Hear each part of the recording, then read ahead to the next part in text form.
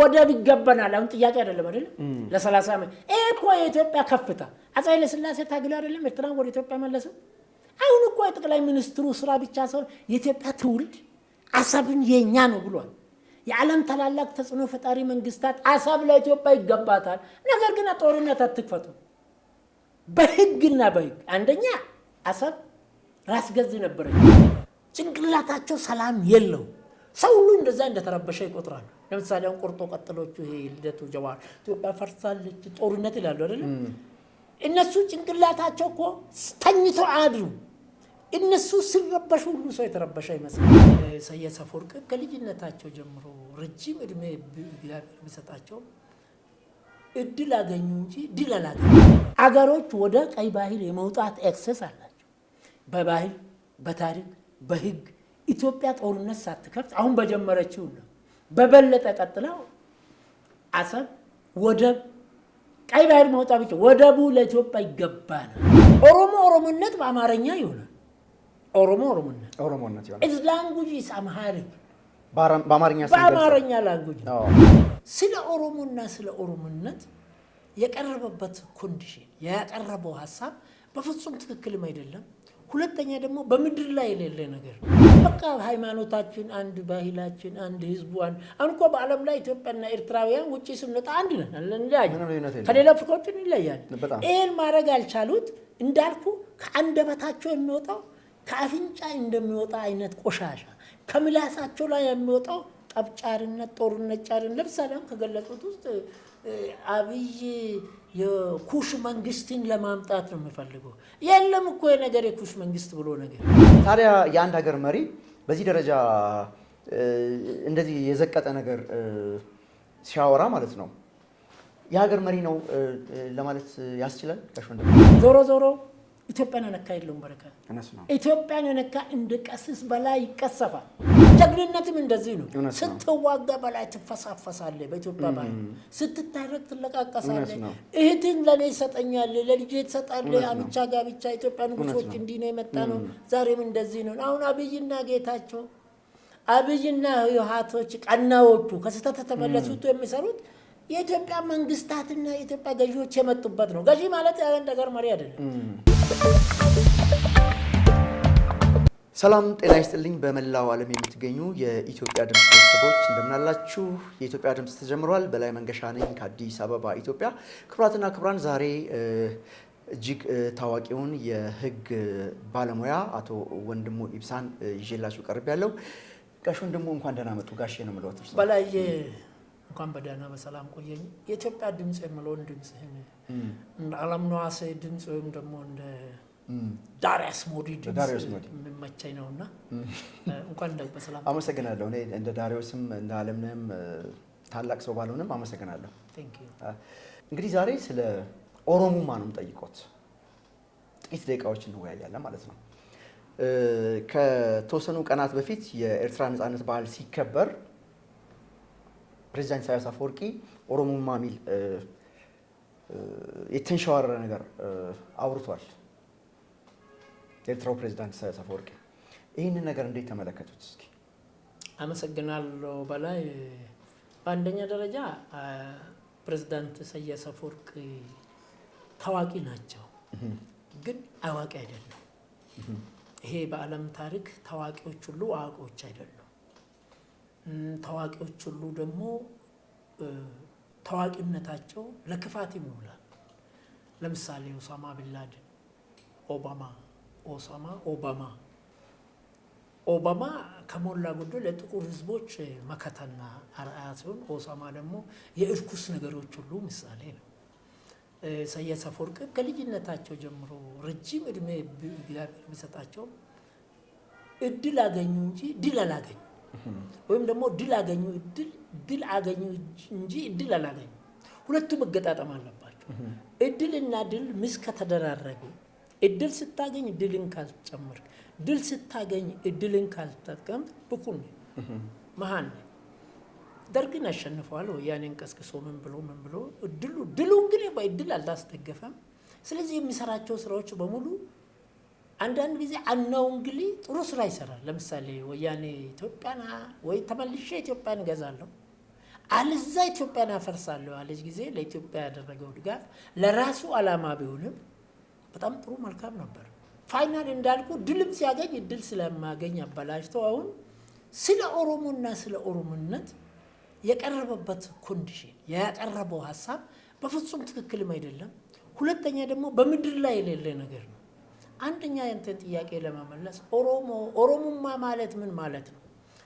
እኔ ማምር ነኝ ለ27 ዓመት። ፋሚሊ ላንጉጅ አለ፣ ስኩል ላንጉጅ አለ፣ ቤቢ ላንጉጅ አለ፣ ፓብሊክ ላንጉጅ አለ፣ ፍሬንድ ላንጉጅ አለ።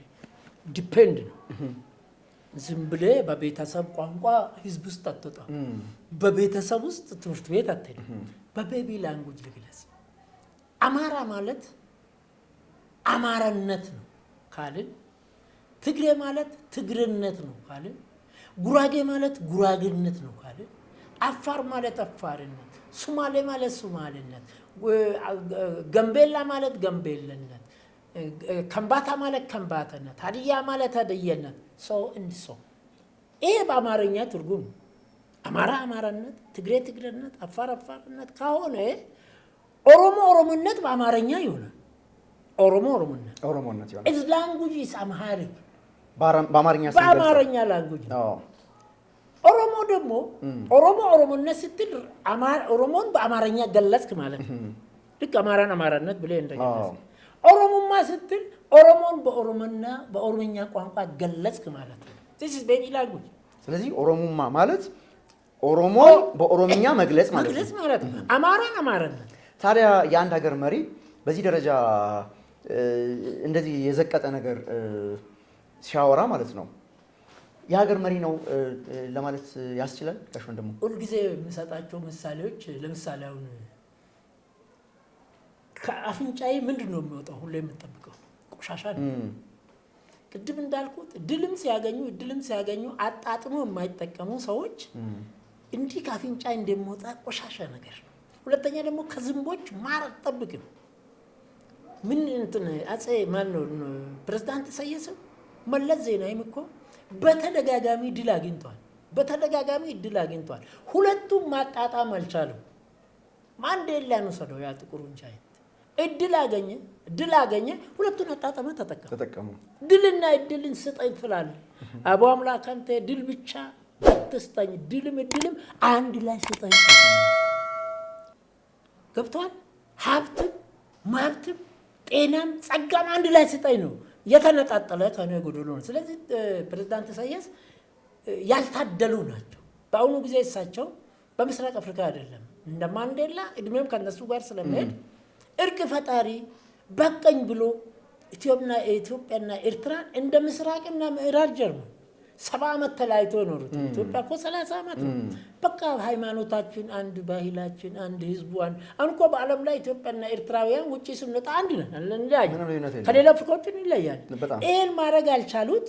እንዳልኩ ከአንደበታቸው የሚወጣው ከአፍንጫ እንደሚወጣ አይነት ቆሻሻ፣ ከምላሳቸው ላይ የሚወጣው ጠብጫርነት፣ ጦርነት ጫርን። ለምሳሌ ከገለጹት ውስጥ አብይ የኩሽ መንግስትን ለማምጣት ነው የሚፈልገው። የለም እኮ የነገር የኩሽ መንግስት ብሎ ነገር።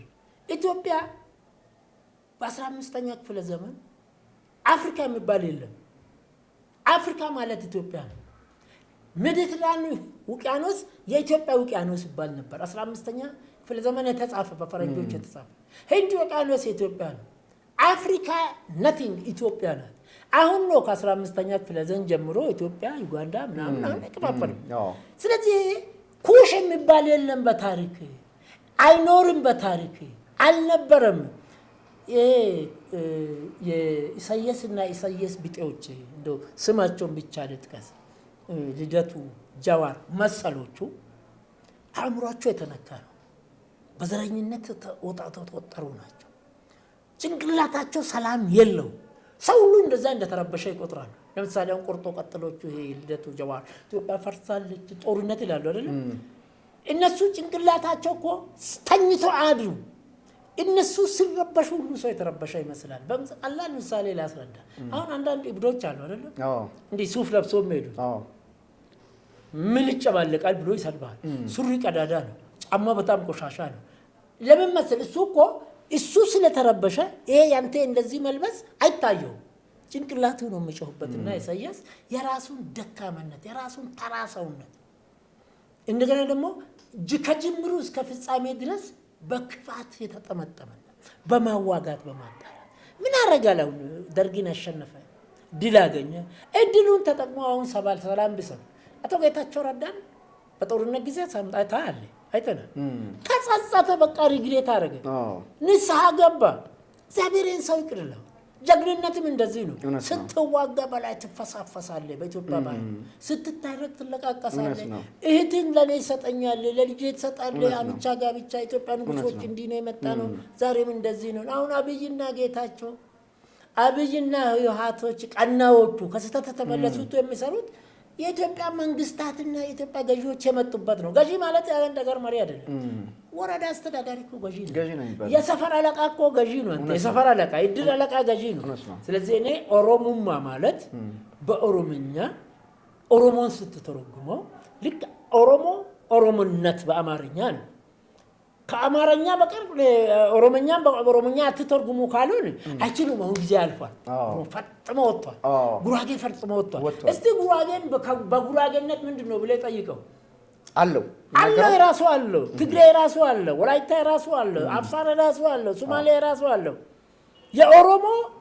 ኦሮሞማ ማለት አሰፋ ጃለታ የሚባል አንድ ጀለታ ፕሮፌሰር አለ በጣም ጀለታ ማለት ጠማማ ቆልማማ ቀና መንገድ የማይሆነው ማለት ነጭ ውሸት በምኒልክ ወረራ 1885-86 አርሲ ላይ የተካሄደው ያ ጭፍጨፋ ተካሂዷል እኔ እዛ በባዶ እግሬ ሳር የጠበቅኩ ነኝ እግሬ ተፈጽሟል ከዛ በፊት 5 ጊዜ አርሲዎች የምኒልክን ጦር አሸንፏል የምኒልክ ጦር እናቴ ወገን ነው አንተ ጎበና ዳጭ ሰር እዚህ አርሲ ሻዋ ውስጥ ከሺ በላይ ጎሳ አለ ቱለማን በለው ምን በለው ከሺ በላይ አርሲ 445 ጎሳ አለ የኔ ጎሳው ጳኖሳ ነው አላንሻ ጅሊንሻ ነው ምንድነው ጀራከማን ገልቹ ጎሳ ጅሊንሻ ነው 45 ጎሳ አለ ስንጠቀለል አርሲ ነው ሲኮማንዶ ስትል ደግሞ ይሰፋል እስከ ባሌ እስከ አራርጌ ድረስ ይሄዳል እዚህ ሻዋ ውስጥ ከምኒልክ ጋር የተጣሉትና ምኒልክ ከዚህ አካባቢ ያባረራቸው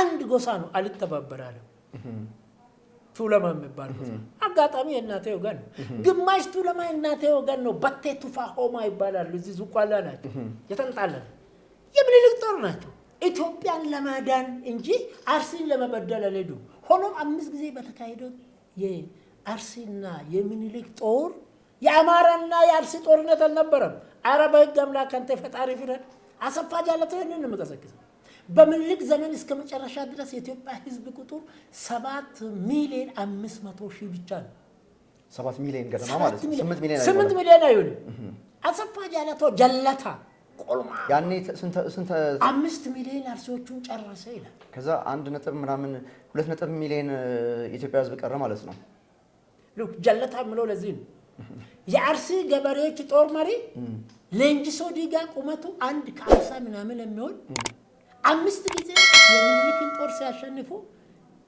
በጦርነት መጨረሻ ላይ የሚሰራው ሁሉ ሰርቶ ለሚዲያ የማይመች ነው ምኒልክ ግን አርሲዎቹን ጎበነዳጭን በሻሸመኔ ገብቶ ቀጠሮ ይዞ እንታረቃለን ብሎ ያድርጊ ተፈጽሟል እኔ 64 እጁ የተቆረጠውን ሰው ባይኔ አይቻለሁ ጡት የተቆረጠች የምትለዋን ሴትያ ምልክት አባቴ ጭላሎ ከፍተኛ ፍርድ ቤት ቆመን ጥላስ ቁጭ ብሎ ሲያወሩ ሰምቻለሁ ይፈክራል ግን አንተ እኛ እኮ 5 ጊዜ እንዳልነበረ አድርገን ሻወዱንና እጃችን ቆረጡ በእጅ ቆራለው ይላሉ ቀኝ እጅ ነው የሚቆረጠው እርሱ አይተዋቸዋል እነዚህ አይ ሃቭ ሲን ኢት እኔ ከፈረሱ አፍ ይባላል ከወለጋ መጥቶ እነ ጀዋር ኦር ቢሚሉት እኮ አያውቁም ይሄ ሐውልት ተተክሏል አይደለም እዛ ይሄ አርማሙላ አኖለለ ያውልት መተከሉን እኔ ሄጄ መተከሉ ሲሰራ አላውቅም ከተሰራ በኋላ ሄጄ መርቃለሁ 2 ገጽ አስተያየት ጽፋለሁ አስተያየት የሚጽፉ ሰዎች ቆሞ ልቀቅ ወንድሙ ልቀቅ እስከሚሉን ድረስ ወደው ሰው መሰለኝ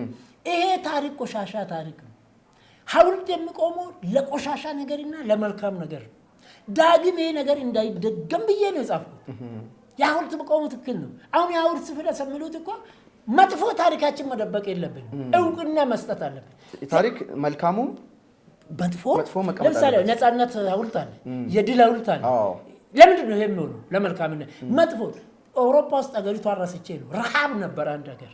ረሃቡን ሲያሸንፉ ለረሃብ ብሎ የረሃብ አውልጣል አውሮፓ ውስጥ። ስለዚህ ምንድን ነው ልነግርህ የፈለግኩት ይሄ ኦሮሙማ ማለት እነ አሰፋ ጃለታ እነ ምናምኖች እንደምን ርዕዮተ ዓለም አይደለም። ርዕዮተ ዓለም ማለት ሌላ ነገር አይደለም፣ የፖለቲካ እምነት ነው። የማርክሲዝም ሌኒዝም የፖለቲካ እምነት ርዕዮተ ዓለም ነው። አይዲዮሎጂ ነው በእነሱ ቋንቋ። የደርግ ርዕዮተ ዓለሙን የተቀበሉት ደግሞ አይዲዮሎጂ አለ። አብይ የሚባለው ኢትዮጵያዊ ነፍስ ያለው መሪ መጥቶ ደግሞ የኔ የፖለቲካ እምነት መደመር ነው አለ። መደመር ማለት እኮ እውነት ነው። እኔ ኢብሳና አባቴ ኢብሳ ነው፣ እናቴ ፊታሌ ናት። የሁለቱ የፍቅር ጨዋታ እኮ ነው። እኔ የዛ ውጤት ነው። አንተ በላይ እንዲንን ይህ ተፈጥሮን አለመቀበል እግዚአብሔርን መካድ ነውና እኔ ዞሮ ዞሮ ኢትዮጵያን ነካ የለውም በረካ። ኢትዮጵያን ነካ እንደ ቀስስ በላይ ይቀሰፋል። በቤተ ክርስቲያን ውስጥ በመስጊድ ውስጥ በየምናምኑ ዘረኞች አሉ። ጀንበር ጠልቃለች። የኢትዮጵያን ነፃ ይወጣለች። ከዛኔ በኋላ አብይን በንተ ሚዲያ በሌላ ሚዲያ ስለ እግዚአብሔር ብለ ለኢትዮጵያ ዋጋ ከፍላል እስካሁን የሰራው ይበቃል። እነ ልደቱ እነ ምናምን አንተ ነው የሚቃወሙት በህይወታቸው አንተ የሰራውን አንድ ሩብ አይሰሩ። ኢትዮጵያን እያለማ እንጂ እያጠፋ አይደለም። ኢትዮጵያን ገናና እያረክ እንጂ እያቆሸሽክ አይደለም። ሊያቆሽሹ የመከሩ አይችሉም። እነ ጌዲዮን እኮ ዶክተር ጌዲዮን እኮ ጉዳይ ሚኒስትር እኮ ከተማ ይፍሩ እኮ እነ ጌታቸው እነ ጌቾ እኮ እነ ማኑ እንትን አታመጣልኝ እንዴ? አሁን ኢትዮጵያን አመራር ላይ ያሉት ፊገሮች እነ ጌዲዮን እነ ውጭ ጉዳይ ሚኒስትር ዶክተር ጌዲዮን ጥሞት እነ ጌታቸው እነ ሬድዋን አምባሳደር ሬድዋን እነዚህ እኮ ኢትዮጵያውያን ናቸው ነው። የዶክተር ከተማ ይፍሩንና የምናሴ ኃይሌን ዘመን የአፄ ኃይለ ሥላሴ ኢትዮጵያዊ ዲፕሎማት ናቸው። መጣ ተመልሶ በዛ ደረጃ አይነም በዛው የተዳከመውን አነሱ ከታረጉ ብቃት እንዴ ህዳሴን ልናስመርቅ ነው መስከረም። እንዴት አይነት ነገር ነው? የአሜሪካ ፕሬዝዳንት እየተጋበዘ ነው። የቻይና ፕሬዝዳንት እየተጋበዘ ይምጡ አይምጡ ነገርም የኢትዮጵያ እንደንተ የኢትዮጵያ ድምጽ ምን እየሆነ ነው ወጥቷል። በኃይለ ሥላሴ ጊዜ የነበረን ከፍታ አሁን በህዳሴ ግድቡ ወደብ አለ አይደለም። ስታርቲንግ ኢዝ ፊኒሺንግ ቢጊኒንግ ኢዝ ኢንዲንግ ነው። መጀመር 50 ከመቶ መጨረስ ወደብ ይገባናል። አሁን ጥያቄ አይደለም አይደለም። ለ30 ዓመት እኮ የኢትዮጵያ ከፍታ አፄ ኃይለ ሥላሴ ታግሎ አይደለም ኤርትራን ወደ ኢትዮጵያ መለሰ። አሁን እኮ የጠቅላይ ሚኒስትሩ ስራ ብቻ ሳይሆን የኢትዮጵያ ትውልድ አሰብን የኛ ነው ብሏል። የዓለም ታላላቅ ተጽዕኖ ፈጣሪ መንግስታት አሰብ ለኢትዮጵያ ይገባታል። ነገር ግን ጦርነት አትክፈቱ። በህግና በህግ አንደኛ አሰብ ራስ ገዝ ነበረች። ኢትዮጵያ ኤርትራ ስትገነጠል ኤርትራ ራስ ገዝ ነበረች። ኦጋዴን ራስ ገዝ ነበር። 5 ራስ ገዞች ናቸው። ኤርትራ ቅኝ ተገዝቻለሁ በኢትዮጵያ ብላ ከተገነጠለች በአፍሪካ ቻርተር በዓለም ቻርተር የዳር ድንበር ሆነ ኤርትራ ራስ ገዝ ዳር ድንበር ይዛ መሄድ ሲገባት የአሰብን ራስ ገዝ መውሰዷ ህገወጥነት ነው። ራስ ገዝነቷን አንድ ይሄ ህገወጥ ነው። ሁለተኛ መለስ ያን ጊዜ የሽግግር መንግስት ፕሬዝዳንት ነው። እውቅና ሊሰጠች ነው። ሁለተኛ ሲጠ ሶስተኛ በዓለም ላይ ሪፈረንደም ከባርነትና ከነጻነት ተደርጎ አይታወቅም ይደረግ የሌለ ነገር ነው። ሶስተኛ ኢትዮጵያ ከ44 ወደብ አልባ አገሮች ከ40 በላይ 40 ወደ 38 አገሮች የህዝብ ብዛት ሲደመር ኢትዮጵያ ነው ያክል እጅ አይነት 130 ሚሊዮን ህዝብ ይዞ ወደ ማጣት አይፈቀድም። አራተኛ የዓለም መንግስታት አገሮች ወደ ቀይ ባህር የመውጣት ኤክሰስ አላቸው። በባህር በታሪክ በህግ ኢትዮጵያ ጦርነት ሳትከፍት አሁን በጀመረችው ነው በበለጠ ቀጥለው አሰብ ወደብ ቀይ ባህር መውጣት ብቻ ወደቡ ለኢትዮጵያ ይገባል።